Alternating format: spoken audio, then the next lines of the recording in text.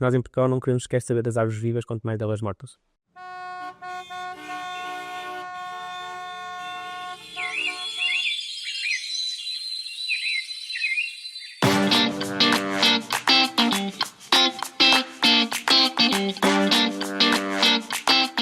De Verde em Quando, o podcast do projeto Criar Bosques da Quercus. Este episódio tem o apoio de Merece, reciclar cartões e revelar histórias de sustentabilidade em merece.pt e da Aveleda, criar vinhos e cultivar um futuro sustentável em aveleda.com. João Gonçalo Soutinho, bem-vindo ao podcast de Verde em Quando. Verde, pode-se dizer que é a tua cor? É definitivamente a minha cor.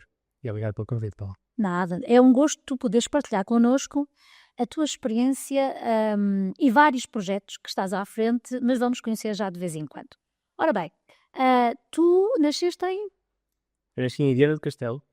És minhoto, Sou minhoto. mas vieste estudar para o Porto. Que está para o Porto. Entretanto, ainda estás a estudar até, não é? Estás até ao doutoramento, muito associado a este projeto que nós vamos conhecer, que é o das Gigantes Verdes. Este projeto Gigantes Verdes está associado à Associação Verde. Queremos conhecer esse processo, João. Do momento em que tu começas a estudar estes temas, esses interesses, até chegarmos a este ponto da criação da associação, que também é novinha, não é? 4 anos. São 4 anos, sim. Pronto, vou contar a história da minha vida em calça. Exato, é isso que nós... Então, posso tentar separar um bocadinho, porque basicamente eu nasci em Viana, cresci em Ponte Lima, mas tenho raízes em Oliveira de Frades, entre Viana do Castelo e Oliveira de Frades, onde são os meus avós. E na realidade tenho família distribuída pelo país todo, então sempre andei um bocadinho por todo lado e é difícil para mim dizer onde é que sou, porque tenho muitas origens e muitas coisas. Sou português do norte, acho que isso posso dizer, agora de onde é uma mistura muita coisa. Pronto, fiz a fase normal, ensino secundário, de um lado para o outro, mas muito no Alto Minho. E depois quando decidi estudar ensino superior fui para o Porto, estudar Biologia, inicialmente tinha sempre a ideia de querer ser biólogo marinho. Mas no primeiro semestre do primeiro ano apaixonei-me por uma área, uma das primeiras cadeiras que tive, que era Biologia dos Invertebrados, e apaixonei-me por insetos. Felizmente tive a oportunidade também de conhecer muitos projetos nessa altura. Comecei logo a fazer voluntariado na Mata do Saco, com um projeto que estava a decorrer com a Universidade de Aveiro, sobre a inventariação de invertebrados e insetos, saber que espécies é que lá existiam, e rapidamente me apaixonei por escaravelhos, concretamente por escaravelhos de madeira morta, e que depois evoluiu para um particular que foi a... Digas, não digas. Tem de dizer, é a Vaca Loura. Exatamente. Porque a Vaca Loura, na realidade, é a origem do meu percurso todo, e que em 2016 comecei um projeto à escala nacional também de ciência cidadã para mapear a distribuição deste escaravelho e de outros que estão associados. Na altura, estávamos também... Mas, João, desculpa interromper. Eu tenho que contar eu sei, mas para quem não conhece a Vaca... A Vaca Loura. Exatamente, acho que devias fazer aqui uma descrição, não é? Claro, pronto. A Vaca Loura, de forma muito simples, é o maior escaravelho que nós temos em Portugal. Tem cerca de 10 centímetros de comprimento, um bicho grande, tem umas mandíbulas muito grandes, parecem os astros de veado, e daí vem o nome em inglês, que é o Stag Beetle. É um escaravelho muito interessante porque, apesar de ser protegido por leis europeias, é quase em risco de extinção, tem um ciclo de vida bastante peculiar, porque na realidade desde o ovo até o adulto, o escaravelho morrer, como nós conhecemos, dura cerca de 3, 4 anos, mas nós só vemos o escaravelho durante 1 ou 2 meses. O resto da fase de vida é toda passada quase toda em fase larvar, debaixo do solo, nas raízes de árvores antigas ou em madeira que esteja em contacto com o solo, em que estas larvas decampem a madeira e devolvem os nutrientes ao solo. Nota-se que falas com paixão, obviamente. Mas, entretanto, Sim. Trabalhaste nesse projeto da Mata do Bussato, mas com o quê? Com a tenra idade, portanto ainda estavas a estudar. Sim, estava na licenciatura, ou seja, dos 18 aos 20 anos isso aconteceu. Quando acabei a licenciatura, na altura estávamos a criar uma outra associação, que é a Associação BioLiving, do qual também sou dirigente, e sou fundador, e ainda continuo a fazer esse papel, e nessa altura, ao fundar a associação, criámos então o projeto vacaloura.pt, que a ideia era mobilizar os cidadãos à escala nacional para mapear este escaravelho com as ferramentas da ciência cidadã, que é esta metodologia de envolver os cidadãos em processos científicos. E isso evoluiu durante alguns anos. Tive a oportunidade de ir para a Alemanha durante um ano também, fazer um estágio numa floresta, num parque nacional, e viver no meio da neve durante 7 meses. Foi uma floresta completamente diferente, foi muito marcante. Já e quando voltei... Da Alemanha, era Baviera? Era Baviera, assim, o Parque Nacional da Floresta da Baviera, na fronteira com a República Checa. um espaço brutal, com muitos problemas também, muito diferentes dos nossos, mas com muita madeira morta, eu por acaso... Muita madeira morta, sim. Porque eu por acaso conheço, que eu Yep. também tive um projeto de Erasmus que acabámos por conhecer esse espaço e efetivamente destaca-se a forma como ele gera e deixam cair as árvores e as árvores não são retiradas, ficam ali a servir de alimento para outros seres, não é? Sim. E portanto, Sim. essa Se calhar que este é um dos meus orientadores de doutoramento e que foi meu orientador de estágio na altura, o Jörg Müller, que é um dos diretores da parte científica do parque. E sim, é uma gestão completamente diferente, décadas à frente do que se passa por cá. Mas que me trouxe muitas ideias. Eu, quando voltei depois a Portugal, queria mesmo muito trabalhar com a questão de madeira morta, porque não existe ninguém no país que trabalhe esta componente. E o que eu percebi, já percebi antes, mas que me fez muito sentido rapidamente, é que nós em Portugal não queremos sequer saber das árvores vivas, quanto mais delas mortas. Epá, isso é uma questão, essa frase vai ficar retida porque efetivamente é um bocado forte. É forte, Então, é verdade. João, é aqui que também entra a tua veia, não é, de mobilização. Sim. E portanto tu chegaste a Portugal e dizes, não, temos que fazer qualquer coisa.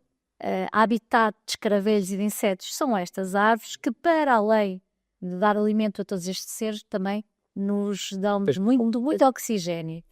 E foi aí que surgiu os Gigantes Verdes. Foi exatamente aí que surgiu os Gigantes Verdes. Quando eu voltei da Alemanha, ia começar o mestrado em Lisboa, mas também surgiu a oportunidade no município de Lousada de fazer uma candidatura, um prémio, um projeto, um financiamento que o município estava a lançar para jovens criarem projetos a nível local com algum tema de ambiente. Eu candidatei o projeto Gigantes Verdes com a ideia de mapear estas árvores de grande porte e saber que microhabitats eles têm, que são estruturas que os seres podem utilizar, para realmente compreender então onde é que estas árvores estão, que importância têm, que densidades têm no território.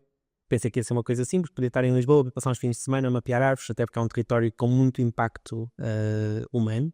Certo. E rapidamente percebi que isso não ia acontecer.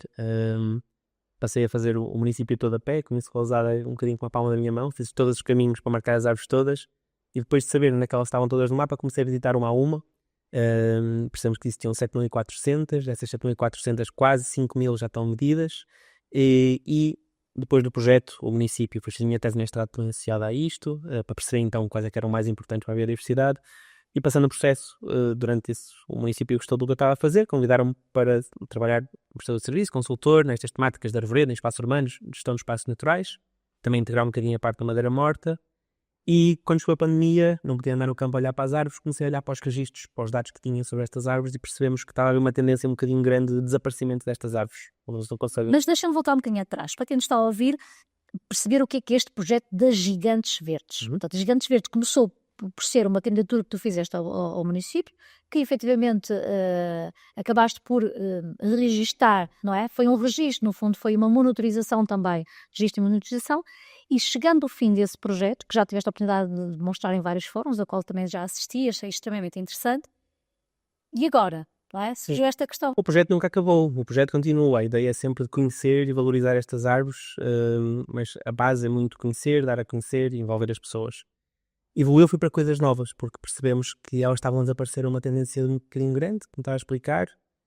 Cerca de 2% destas árvores desaparecem todos os anos, principalmente por questões económicas, por alteração do uso do solo, alteração, intensificação agrícola, construção, industrialização do território, muitas também por corte para rendimento. Apenas 10% morrem de forma natural, e nesses 10% incluímos os incêndios, que é aquele natural QB.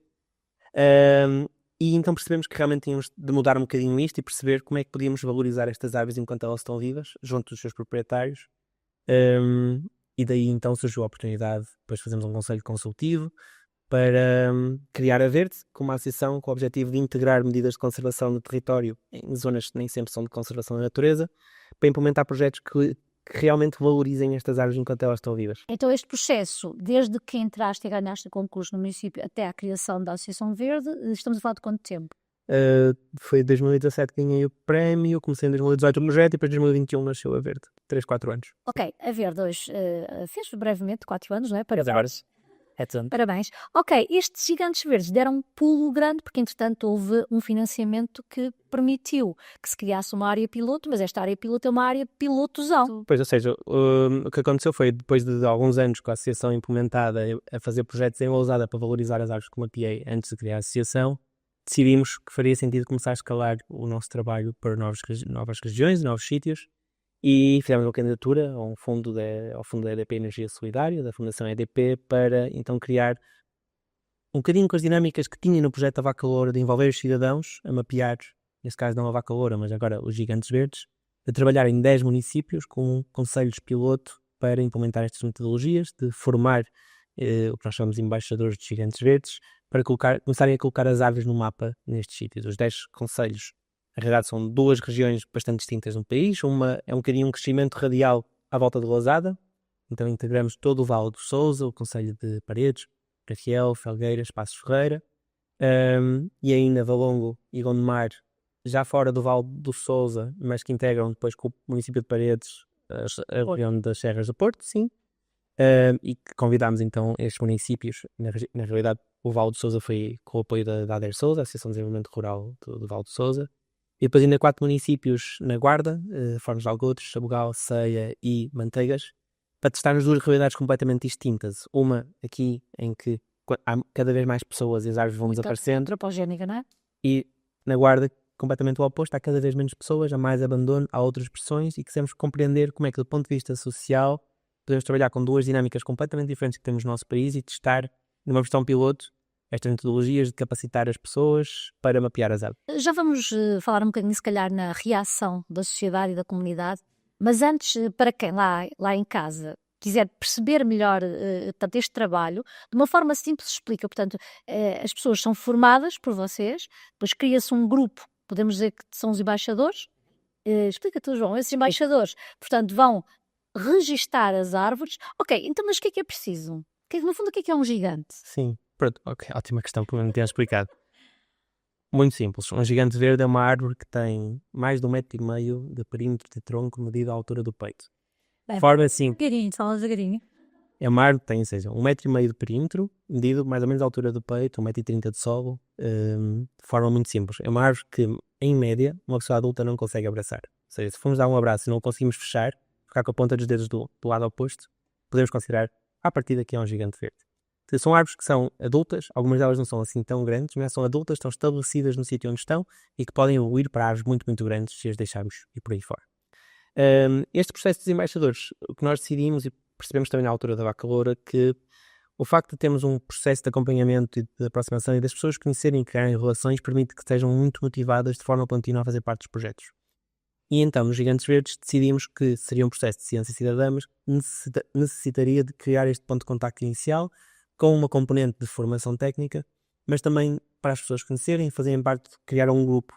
Então, em cada um dos 10 municípios, nós temos uma formação com 21 embaixadores, a duração do dia inteiro, com a parte teórica de enquadramento, porque as árvores são importantes, o que é que está a acontecer, como é que as podemos valorizar, como é que é o ciclo de vida delas, e depois uma parte prática de realmente de implementar uma plataforma que desenvolvemos para os embaixadores poderem fazer estes registros, que funciona em qualquer telemóvel. Validarmos toda a gente que aquilo a funcionar e depois vamos simplesmente para o terreno, olhar para as árvores, até porque qualquer pessoa está a fazer isto e às vezes as pessoas não sabem diferenciar um carvalho de um, o que é que eu ia dizer, um liquidâmbar, por exemplo. Se calhar muita gente também não sabe, mas para foi um exemplo qualquer. E que foi interessante que na formação nós não estamos a explicar questões botânicas, não estamos a entrar com muitos detalhes, estamos a explicar uma árvore é isto, do ponto de vista estrutural, é uma árvore com 1,5 m de perímetro de tronco. Vamos fazer, o mínimo que temos de dizer é se ela está viva, se está morta, se foi cortada ou se está com algum problema. Se marcarmos um ponto e dissermos que existe uma árvore tem, a partir destas dimensões e tem pelo menos isto, é o mínimo de fazer um registro. Depois podemos adicionar a espécie, as dimensões, os microhabitats que elas têm, se está no caminho privado ou público, se tem alguns problemas de envolvência, etc.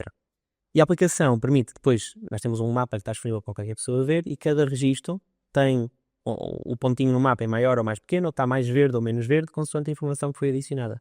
Que engraçado. E por isso dá para perceber se os registros estão completos, estão incompletos, e a ideia também é muito gira porque um embaixador pode marcar uma árvore, mas um outro embaixador pode ir lá adicionar mais informação. Ou seja, é colaborativa numa dimensão bastante grande. Temos que acrescentar informação uns aos outros. E vamos aprendendo com a experiência, porque é muito mais fácil aprender sobre 50 espécies de árvores se olhamos para elas e o que é que raio é isto? E nós damos as ferramentas, existem livros, existem aplicações, temos grupos do WhatsApp para tirar dúvidas uns para os outros. Desde logo houve muita adesão muita. Portanto, tu sentes que estamos a criar uma comunidade ou que há pessoas interessadas na comunidade em defender estes gigantes verdes? Sim. Eu acho que, na realidade, houve muito envolvimento, mas também acho que foi o momento ideal na Verde para este projeto ser feito. Apesar de eu ter ideia, eu gostava de fazer isto há muito tempo, acho que estamos com uma dimensão, um alcance e com uma rede de pessoas que nos seguem que permite agora, lançando isto, nós tínhamos 200 vagas, tivemos 350 inscrições distribuídas um bocadinho por todo lado, tivemos pessoas a vir de Lisboa a sair a fazer a formação porque sim, tivemos vagas, então deu. E agora temos diariamente pessoas a registar que têm interesse em fazer a formação, temos recebido convites de outros municípios, de outros locais que estavam a levar para lá o projeto. E estamos a estudar isso, ou seja, sendo um piloto, estamos a estudar tanto como é que o projeto pode funcionar em várias dimensões, como é que estão a funcionar melhor as formações. Agora estamos a fazer caminhadas nestes municípios todos, porque o projeto é ao vice, não é só um momento de contacto, há vários durante o ano. Estamos a testar tudo para a seguir escalar e o objetivo é chegar a todo o país. Por isso é que estás com ar cansado, João, não é? Por isso, para o resto, tem sido desafiador. E é sobre desafios que eu quero falar contigo agora. Há duas questões que me surgem. Primeiro, obviamente que isto te causa também, portanto, há alguns constrangimentos, ou como eu digo, desafios. Até que ponto há privados que estão interessados, que deixam, que querem. Houve cortes, que às vezes há um trabalho que se faz e depois o proprietário lembra-se e corta, ou sei lá, outro caso que nos deixa um bocado desmotivados. E depois, outra questão, para quem não é tão familiarizado com estes assuntos, é que já existia um projeto portanto, um processo, que era o processo das árvores de interesse público. Portanto, que não é bem a mesma coisa, mas no fundo a ideia seria aquela de preservar, através de lei, decreto-lei, árvores que por uma razão ou outra, ou por serem sui generis, ou por sua dimensão, ou por terem história associada, eram protegidas. Portanto, através desse decreto-lei. Até que ponto isto, quer dizer, alarga o que é uma árvore de interesse público? Estão a fazer aquilo que deve ser feito pelo Estado? Vamos lá. São coisas um bocadinho diferentes. Começando por o que é que tem acontecido com privados. Temos um bocadinho de tudo. Temos privados que nos pedem para irmos lá visitar as árvores. Ainda hoje 3 ou 4 pessoas que são os e-mails, mensagens no Instagram, no Facebook, um bocadinho por todo lado a dizer: nós temos árvores, venham cá, por favor. Por outro lado, temos um bocadinho caso oposto. Eu falo sempre disto das formações. Nós sugerimos sempre aos embaixadores para trabalharem apenas em terrenos públicos ou de acesso livre, ou que tenham autorização explícita do proprietário para registrar as árvores. Dizer que um gigante verde e metê-lo no mapa, uma árvore, um gigante verde e metê-lo no mapa, não lhe dá nenhuma proteção, nem impede o proprietário de fazer o que quer que seja. Eu tenho casos particulares de quando comecei a usar e não tinha experiência, ninguém me disse o que devia ou não devia fazer, que correu mal. Um deles podia ter corrido mal, um outro correu mal, em dimensões diferentes. O que correu mal foi que estava na altura a medir uma árvore num terreno que o proprietário me tinha dado autorização e simplesmente tinha um terreno ao lado, que o muro estava caído e simplesmente estava a registrar uma árvore. Esse terreno estava a vir de uma estrada municipal, ou estrada nacional, não me lembro, e um vizinho deve-me ter visto, deve ter dito ao proprietário, no dia a seguir passei lá a árvore que tinha sido cortada. Simplesmente, ou seja, teve o efeito contrário. Certo. Porque a partir de acharam que era um fiscal, a árvore estava junto à estrada, ia se recebeu uma multa ou ia receber alguma coisa, então preferiram simplesmente cortar a árvore. A árvore era um carvalho, ficou caído no chão durante 2 anos, ninguém o tirou de lá, a madeira não serviu para nada, foi só para evitarem uma multa.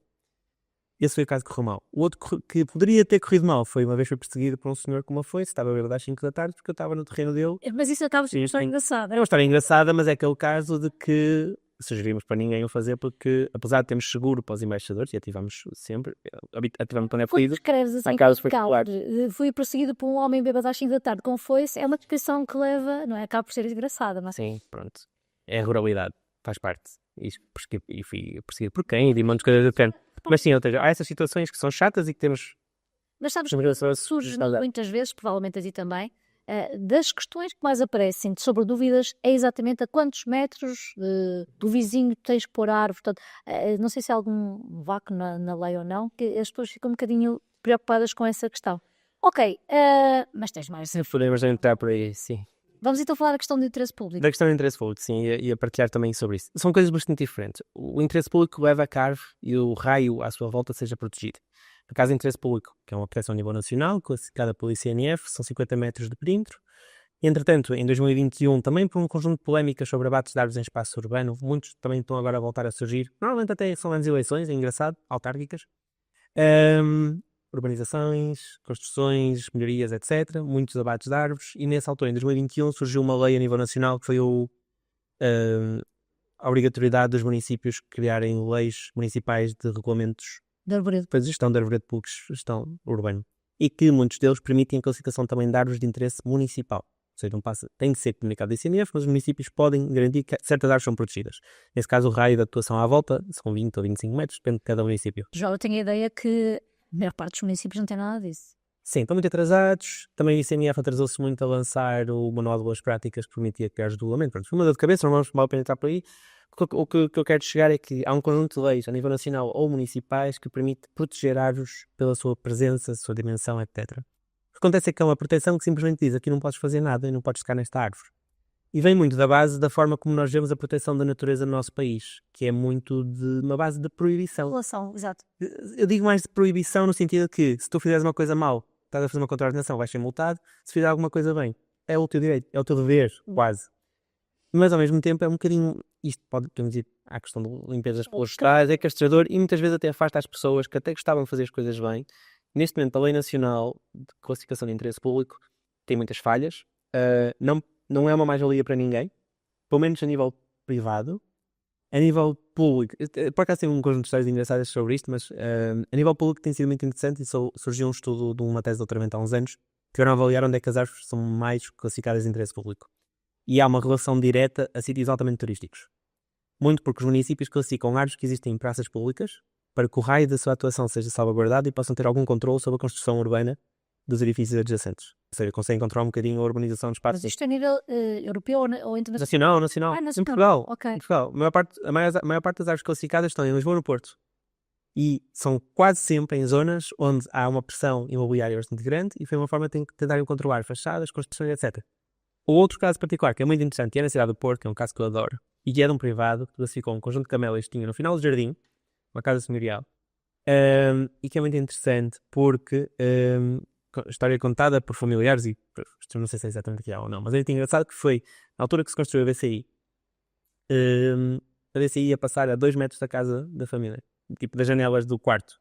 Então eles classificaram as árvores no final do jardim e conseguiram afastar a BCI a 50 metros de onde ia ser construído e mantiveram o jardim na casa. Ou seja, não foi porque as camelas claro que eram lindíssimas, mas houve muitas árvores classificadas por esta lei para limitar o urbanismo. No fundo, com estratégia, não é? É estratégia. Só que o que acontece é, neste caso, havia uma mais-valia que classificar aquela árvore, porque havia um outro interesse adjacente que o proprietário quase sempre. Quase ninguém classifica uma árvore só porque ela é interessante, porque se o fizerem, passam a ser limitados, têm de dizer ao ICNF, ao Estado, a quem quer que seja, se querem fazer alguma coisa, uma poda, uma limpeza, pintar a parede da casa, uma coisa do género, tem de ter autorização. 50 metros. E isto não faz sentido num modelo em que as pessoas querem, ter uma mais-valia sobre a conservação do seu espaço e do seu património, mas também, pelo menos, um apoiozinho. E o Estado, por exemplo, uma árvore classificada de interesse público não há sequer um apoio anual para podas e manutenção da própria árvore. Mas isto é a mesma coisa, por exemplo, em áreas protegidas. O facto de criarmos tantas leis de restrição à ação, por exemplo, em áreas protegidas, onde tínhamos pessoas que viviam lá antes, e nós temos isso nos gerês em todo o lado, leva as pessoas cada vez mais a afastarem-se das questões de conservação e a perderem as práticas tradicionais que foi o que levou a dar as serviços classificadas, do que simplesmente não ter nada. Não haver leis, não haver nada. As coisas, se não houver nada, quase sempre se mantêm melhor do que quando nós entramos com regulamentação proibitiva. Claro que nós devemos ter regulamentação proibitiva em certos casos. Por um lado, precisamos ter alguém que fiscalize e monitorize se as coisas estão a ser bem feitas e não são. E nós não temos guardas municipais, não temos nada. E depois, ao mesmo tempo, poderíamos ter um conjunto de incentivos ou mais-valias para quem faz mais do que é considerado o seu dever de direito. Ou seja, se alguém está a fazer um restauro de natureza da sua propriedade, a criar uma área que vai trazer mais valor à comunidade e não ao próprio proprietário, devia ser ressarcido, no mínimo, pelos custos que tem em manter aquilo como está. E no limite pode ser a limpeza florestal. Uma pessoa limpa o perímetro da sua casa e o seu mate e os matos das suas propriedades para que haja um limite à progressão do incêndio para não afetar a população, e o custo está no próprio proprietário e não é a população ou a comunidade a ressarcir por uma ação que é em prol de todos. Portanto, isto não podemos entrar por aqui horas a falar, só estou a pôr de fora. Não, mas olha, fica o apelo lá para casa e fica o apelo às nossas entidades, que o de certo modo concordo contigo, também o que tu falas é fruto das tuas caminhadas, do teu contacto, portanto, e também do teu doutoramento, não é? Tem a ver um bocadinho com estas questões sociais relacionadas com o território. Ok, chegou a altura da rubrica Mostra que Sabes, ok? Vamos lá, então, eu acho que tu tiras esta de letra, não é?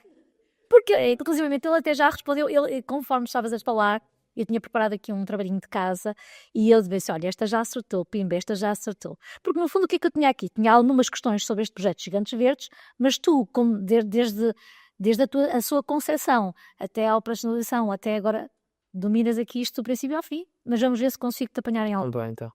Ok, então é usada, quantas gigantes foram estudadas? Mais ou menos 7.400. Pronto, acertaste. Ok, outra questão era exatamente qual é o PAP mínimo, o tal perímetro à altura do peito para ser considerado gigante verde. Então digo isso todos os dias. 1,5 m, 150 centímetros. Sou eu a tentar. Estas são as duas primeiras. Ok. Estou a brincar. Não, a seguir ao distrito do Porto, que é aquele que se verifica no mapa do projeto que tem maior número de gigantes verdes mapeadas, qual é o outro distrito? É a Guarda, são os dois do projeto. Certo, e agora vamos aos concelhos. Quais os concelhos que estão mais mapeados? Essa é fácil. Primeiro é Sabugal, que acabou de passar o objetivo para o município, que eram 750 árvores em cada um dos municípios piloto. Já o conseguiu fazer. O segundo é Paredes. Depois é Gondomar e Valongo, se não me engano.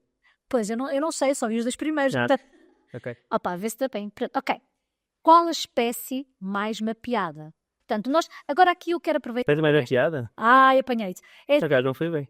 Sim, mas esta pergunta também é um mote para nós falarmos um bocadinho nas espécies que são mais gigantes, ou seja, aquelas que conseguimos preservar mais ao longo dos anos. São o quê? Aquelas que estão à beira das estradas? Aquelas que foram plantadas há alguns anos e que nós conseguimos ver? São o quê? As das praças dos municípios? O que é que a tua percepção, não é? O piloto vai-te dar... Pode comparar-se os dados de Rousada, das 7.400, que não são os mesmos números que estavam a falar até agora. Em Rousada nós tínhamos 10 espécies mais comuns, de carvalhos, plátanos, choupos, eucaliptos, sobreiros, cipreste e mais algumas. Neste momento, a minha percepção, as maiores, eu não sei quais são as mais abundantes, por acaso não tenho visto esse número, tenho de atualizar. As maiores, na realidade, têm sido entre duas espécies principais, que são eucaliptos, muito, muito grandes, um bocadinho por todo o país. Está sempre muito engraçado o novo mapeamento dos eucaliptos monumentais do país, e depois castanheiros. Por causa da Guarda, temos muitos castanheiros mesmo muito, muito grandes. Temos, provavelmente, se fizermos a nível nacional, e que eu espero que façamos, vais ver no sul, por exemplo, mais oliveiras, mais pinheiros mansos, por exemplo. Sobreiras vermelhas. E alparroeiras no Algarve. Sim. Portanto, então não sabes esta da espécie. Por acaso não sei, por acaso não estive a ver isso, mas é uma coisa engraçada, porque eu costumo fazer uma brincadeira. Eu gosto muito de árvores e gosto da vida que vivo nas árvores. E grande parte das minhas férias sou eu, o meu cão e o meu carro a fazer road trips pelo país, a visitar árvores gigantes. Nós já vamos ver a tua hoje. Não vamos. Ok. Por acaso não sei, mas qual é já agora? Não, por acaso também não casei aquela... Não pesquisei. Mas isto, no fundo, é um modo para falarmos um bocadinho nas espécies que nós encontramos gigantes, não é? Aquelas que sobreviveram ao longo do tempo. Há sempre uma razão para haver uma espécie, não é? E também estamos a falar de áreas. Ok, tu tens aqui esta parte do Distrito do Porto, depois tens a parte do Distrito da Guarda. Realmente, realidades diferentes. Se tu fores para o Alto Minho ou Trás-os-Montes, terás outro tipo de espécie. E se fores para o Sul, outro. Portanto, também dar aqui uma noção a quem nos ouve. Obviamente que isto vai ao um bocadinho daquele que é o nosso coberto vegetal, dos usos e costumes. Para finalizar, do Mostra que Sabes, qual é a árvore mais antiga de Portugal? É a Oliveira de Mouchão.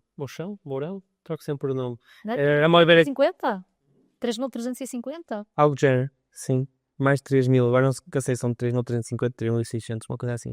João, mas repara, aquela oliveira já vive há 3.000 anos. Para as pessoas terem noção, não é? Já vivia cá. Eu não tenho a idade correta, mas é algo de género, sim. São vários milhares. É mais antiga do que Jesus Cristo. É isso. Pronto, então já passaste aqui este desafio. Por acaso nunca visitei esse oliveira. Olha, próximas férias já sabes o que é que has de... Olha, por acaso já ideias. Mas fica a ideia, por que não, depois deste projeto e na tentativa de fazer, de alargar a nível nacional, criar depois também umas rotas turísticas, a rota turística... Já está a pensar. Pronto, então vamos começar por esta segunda parte da entrevista. 2 ou 3 objetivos futuros. 2 ou 3 objetivos futuros, pessoais ou... Estamos também acabar o doutoramento. Ok. Acabar o doutoramento é importante. Assim, agora explica, porque acho que tu aqui ainda não disseste que o teu doutoramento... Não, pronto, o meu doutoramento está muito focado um bocadinho no trabalho que fazemos na Verde, de valorização das árvores, utilizando diferentes mecanismos, seja mais tecnológicos, com imagens de satélite, por algumas ferramentas que podemos desenvolver, a parte mais social, um bocadinho que estamos aqui a falar do projeto Gigantes Verdes agora, como é que podemos envolver as pessoas para valorizar estas árvores, e depois uma parte também que está um bocadinho determinada, a parte mais económica, se por exemplo há incentivos que podem ser dados aos proprietários para valorizar estas árvores enquanto estão vivas e como é que isso pode funcionar. Ou seja, um bocadinho pegar em pilares que estão muito baseados na sociedade e que, se forem trabalhados de forma perversa, são na realidade as razões por perdermos as árvores, perceber como é que podemos trabalhar esses conceitos para fazer o oposto, que é És preservar. Ok, um objetivo a nível pessoal e mais. Pessoal, esse é um. Segundo, eu gostava muito que nos próximos anos gostava muito e acho que vai acontecer. Vamos expandir o projeto e cada vez ter mais esta informação, ter uma boa base de dados sólida que permita realmente compreender o que é que se passa com as árvores no país.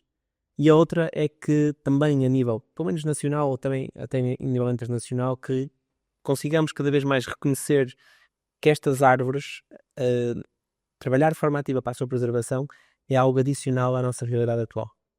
Nomeadamente a nível de mercados de carbono ou outro tipo de mercados, biodiversidade, etc. Financiamentos que possam realmente ajudar os proprietários a manter algo que têm, que dão muito mais à sociedade que eles próprios, porque as árvores valem mais quando são cortadas do que enquanto estão vivas.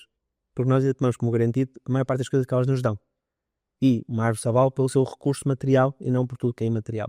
Portanto, isso é o que a sociedade hoje em dia pensa. E a nossa Sim. ideia... E eu gostava muito de refletir isso, ou seja, compreendermos que se melhorarmos a gestão de uma área que tem árvores de grande porte, possa ser visto como algo adicional à realidade atual e que por isso possamos pegar em mecanismos que já existem, que estão a ser implementados neste momento no país, nomeadamente para os mercados de carbono. Nós tentamos fazer isso na Verde, mas ainda não é reconhecido pelo Estado, como algo que é adicional e é de valor para o nosso país, de que devemos preservar o que temos antes de simplesmente adicionar mais árvores atrás de árvores atrás de árvores. Ok, isto leva-me então a conhecer melhor a Verde, porque nós aqui focámos num projeto muito interessante e estás de parabéns, tu e a tua equipa, por estar a desenvolver, e eu tenho a certeza também que vai ser implementado a nível nacional. Estamos aqui os dois a descer por isso e já estou aqui a dizer, também vou aparecer, vai acontecer.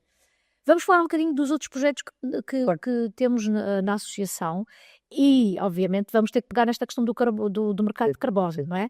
Porque, obviamente, e isto já é a segunda vez que eu falo neste podcast, vamos falar da sustentabilidade. A sustentabilidade tem que ser a todos os níveis, não é? Nas suas diferentes vertentes. E a económica também tem que ser. E, portanto, como é que tu olhas para esta questão do mercado de carbono? Eu olho... Para quem não saiba nada disto, nos está a ouvir.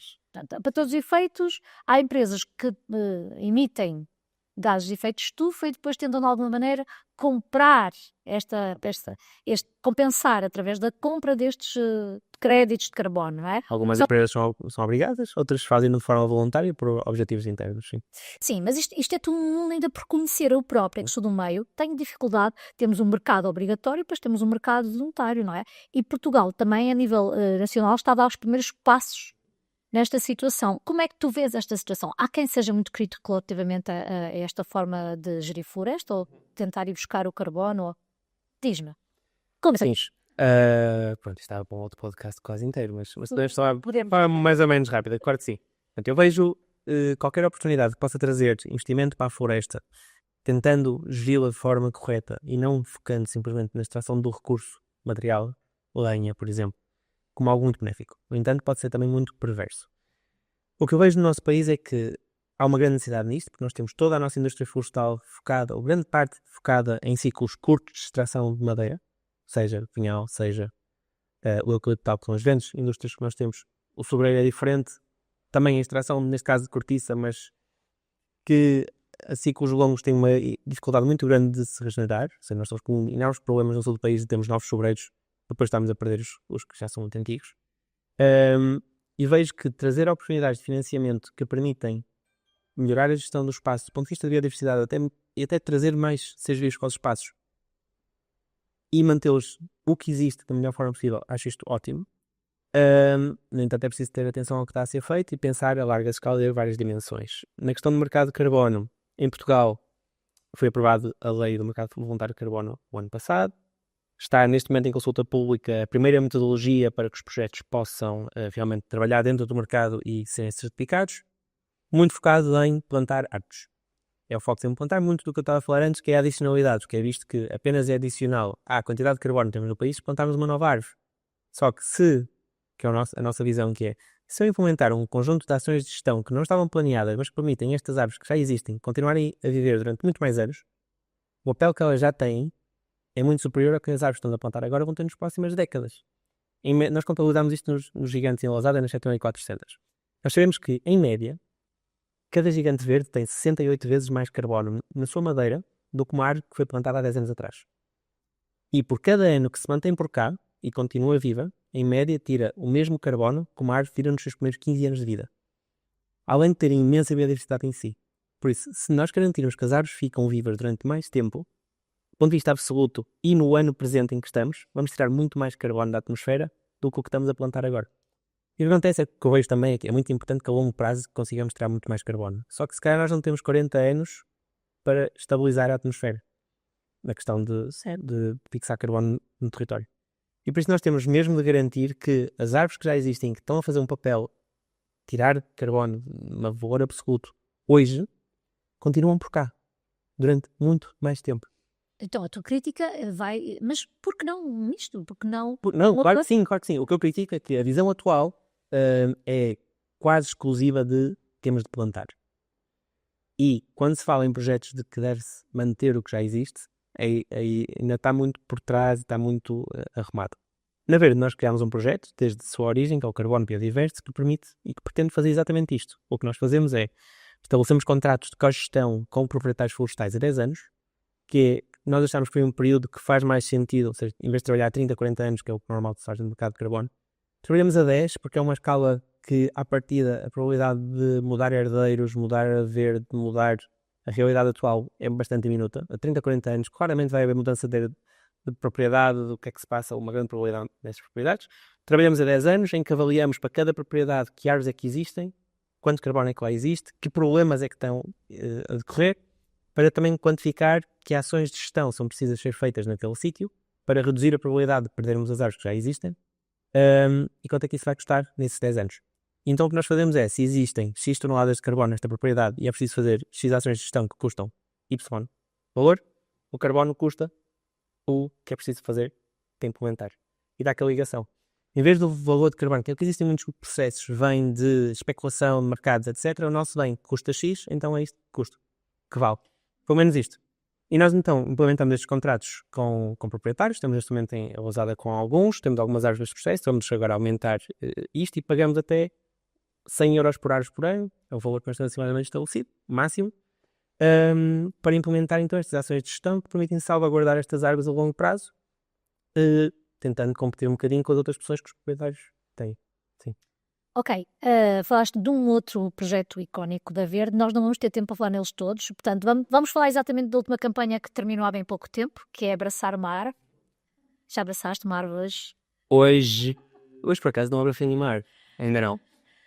E então muito rapidamente, João, antes de passarmos a outro momento da entrevista, que projeto é este de abraçar uma árvore? Que eu acho o máximo. Até do ponto de vista espiritual dizem que é bom. Sim. Por acaso, eu por acaso não vou muito por aí, não.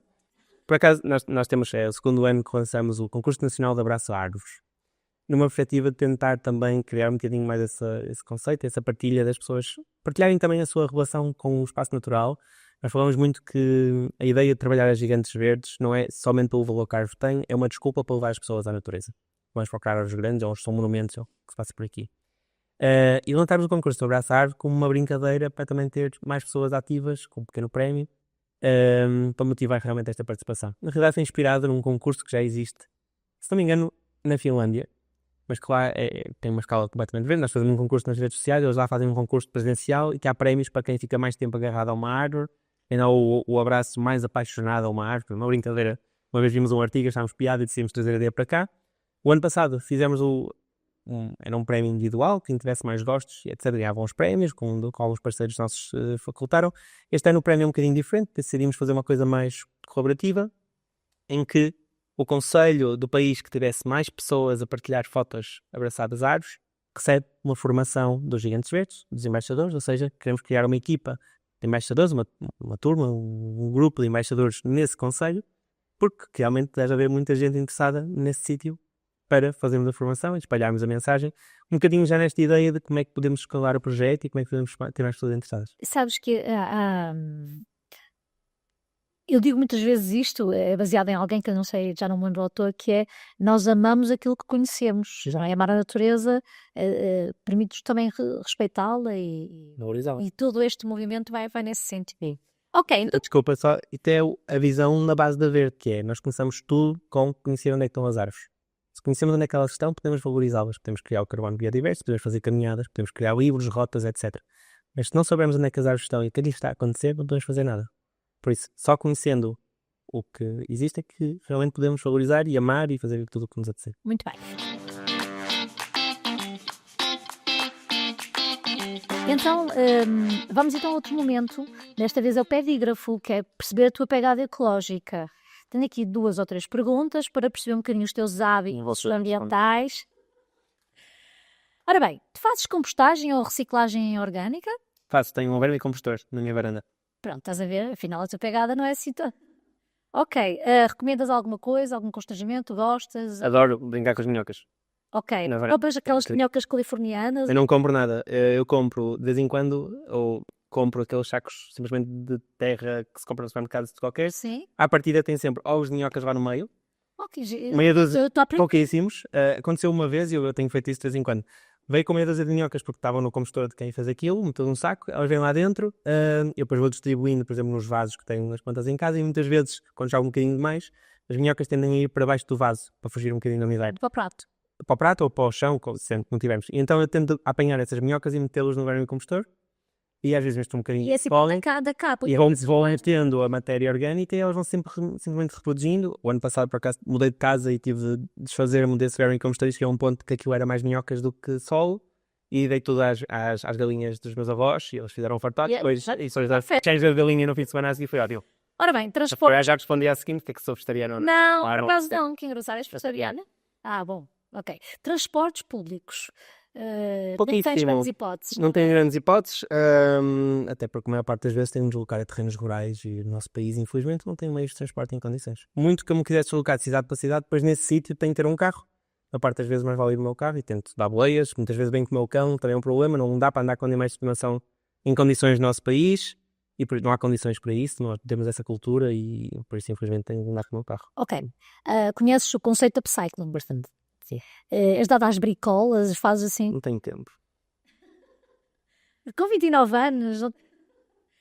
mas gostas, compras alguma coisa em segunda mão que alguém fez upcycling, oferece? Tento de vez em quando, mas por acaso não tenho assim muita vertente para a moralidade. Ok. Lá à vintage ou assim. Bom, Sim. quando vais ao supermercado e fazes as tuas compras alimentares, tens realmente aqueles cuidados de perceber que não, sem embalagem, a granel... Depende dos dias. É? Depende dos dias, da boa disposição ou má disposição, é isso? Ou rapidez, ou pronto, tem um bocadinho... Depende do que se passa, sim. Ok. Felizmente tenho uma vegetariana à porta de casa que é ótima, que vem diretamente do produtor, então também... Ainda achas que... E trago muita coisa dos meus avós. Isso é ótimo. Também. Isso é ótimo. Pronto, eu por acaso também tenho a sorte de ter essa parte, que não é dos avós, mas da mãe e da... Bom, pergunta final de dentro deste pedígrafo. Fazes tudo digital ou ainda usas papel? Quase tudo digital. Estás a ver, afinal a tua pegada não é assim... Por acaso não sei se o digital é assim tão mais sustentável que o papel. Pois, já tentámos fazer essas contas também na Puercos e tentei assim dentro dos especialistas e tivemos ali a analisar o peso dos e-mails. Há muita coisa que nesta mudança digital ainda nos falta conhecer. Mais documentos oficiais, isso sim, temos a ter uma cópia física de quase tudo, até contratos com proprietários, etc. Isso até nós Sim, como é. Ok. João, aproximamos-nos para o fim deste podcast, mas temos que saber quem é que para ti e para a tua conduta de vida e aquilo que tu gostas, aquilo que fomos-te conhecendo ao longo deste episódio, o que é que para ti podes referir como sendo inspirador ou uma referência na tua vida, na tua conduta, na tua profissão? Tenho uma pessoa, é muito difícil estar a partilhar um bocado, que tem um bocadinho muitas pessoas, mas há uma pessoa que o trabalho de vida realmente para mim é um bocadinho inspirador, que é o Gonçalo Ribeiro Teles. Não muito pela parte da arquitetura paisagista, mas tem grandes projetos que são um grande valor para o país, mas muito pelo seu trabalho sistémico que enquanto teve na política, tanto a lei dos solos da Reserva Ecológica Nacional, Reserva Agrícola, o seu trabalho, uma das publicações que é uma referência nacional, que é a Árvore em Portugal, que explica como é que os ecossistemas funcionam e como é que elas devem estar disponíveis.